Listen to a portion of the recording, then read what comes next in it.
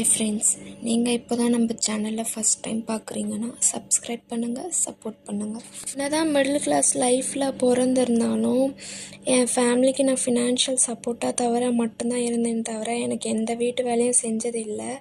நான் எங்கள் வீட்டில் எந்த வேலையுமே செஞ்சதில்லை. அது ஏற்ற மாதிரி எங்கள் வீட்டில் 2 பொண்ணு. எங்கள் அம்மா எங்களை செல்லமாக தான் ரொம்ப வளர்த்தாங்க. எந்த வேலையும் செய்ய விட மாட்டாங்க. நம்மக்கிட்ட எதுவுமே இல்லைனாலும் அவங்கக்கிட்ட இருக்கிறத வச்சு நம்மளுக்கு செல்லம் கொடுத்தாங்க. அந்த மாதிரி தான். ஆனால் எனக்கு ஒரு வேலை கூட தெரியாது. ஆனால் என்ன தான் நம்மளுக்கு மிடில் கிளாஸ்லேருந்து நம்ம பேரண்ட்ஸ் ஸ்ட்ரகிளை பார்த்து வளர்ந்தாலும் நம்மளுக்கு அவங்க ஸ்ட்ரகிள்ஸு நம்ம வீட்டில் எல்லாமே நம்ம பார்த்து கற்று வச்சுருப்போம். ஆனால் நம்ம அம்மா வீட்டில் எதுவுமே நம்ம செய்ய மாட்டோம். இப்போ மேரேஜ் ஆகி நம்மளுக்குன்னு தனியாக லைஃப் வரும்போது அப்போ நீங்களே தான் செஞ்சாகணும் உங்கள் லைஃப்காக. அப்போது ஒரு ரெஸ்பான்சிபிலிட்டி உங்களுக்கே அது கூட்டிகிட்டு போவோம். அப்போது என்னையே நான் ஆச்சரியமாக பார்க்குறேன், நானாக இவ்வளோ வேலை செய்கிறேன் அப்படின்னு சொல்லிட்டு.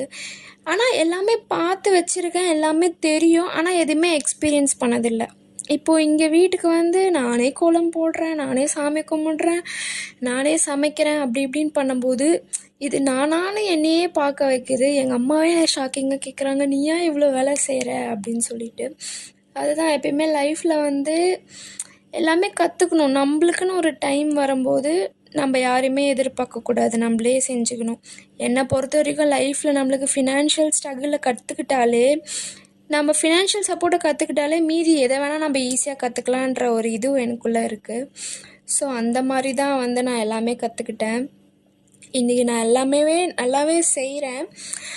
ஆனாலுமே கொஞ்சம் டிஃபிகல்ட்டாக இருக்குது. 1 இயர் தான் ஆகுது மேரேஜ் ஆகி. ஆனால் எனக்கு கொஞ்சம் லேசினஸ் அதிகம்.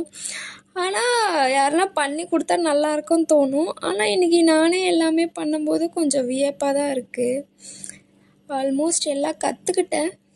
இதுதான் லைஃப்னு அதான் ஒரு பழமொழி சொல்லுவாங்க, வாழ்க்கை தனியாக இருக்கும்போது தான் தெரியும் கஷ்டம், வாழ்க்கைனா என்னன்னே தெரியும் அப்படி சொல்லுவாங்க.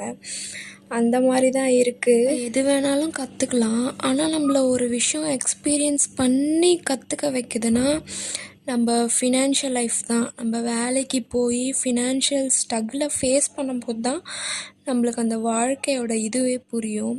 அது ஒன்று கற்றுக்கிட்டா மீதி எல்லாமே லைஃப்பில் ஈஸியாக கற்றுக்கலாம். அது ஒன்று தான் நான் கற்றுக்கிட்ட விஷயம் என் லைஃப்பில் பெருசு. எனக்கு அதுலேருந்து தான் எல்லாத்துலேயும் அனுபவம். அதுலேருந்து நான் ஒரு விஷயம் என்ன சொல்வேன்னா, லைஃப்பை நிறைய எக்ஸ்பீரியன்ஸ் பண்ணுங்க, நிறைய கற்றுக்கோங்க. மற்றவங்க லைஃப்பை எடுத்து நம்ம கற்றுக்கிறத விட நம்ம லைஃப் பர்சனல் அனுபவத்தையே நம்ம எப்படி எங்கே ஸ்டார்ட் பண்ணோம், இப்போ நம்ம எப்படி இருக்கோம்னு நம்ம யோசித்து பார்த்தா அதுவே நம்மளோட வாழ்க்கையோட வளர்ச்சியை நல்லாவே காட்டும். என் லைஃப்பில் நானே தான் கற்றுக்கிட்டேன். எல்லா ஸ்ட்ரகிளையும் நான் தனியாக நின்று தான் எல்லாமே லைஃப்பை கற்றுக்கிட்டு இப்போது இப்படி இருக்கேன். என் லைஃப்க்கு என்ன தேவை, எது தேவைன்னு இப்போ வரைக்கும் நானே தான் டிசைட் பண்ணுவேன். யாரையுமே டிசைட் பண்ணவும் விட மாட்டேன். ஸோ நம்ம தான் நம்மளுக்கு காரணம். நம்ம பண்ணுற தப்புக்கும் நம்ம தான் காரணம், நம்ம பண்ணுற நல்லதுக்கும் நம்ம தான் காரணம். பிடிச்சிருந்தா லைக் பண்ணுங்கள், சப்ஸ்கிரைப் பண்ணுங்கள்.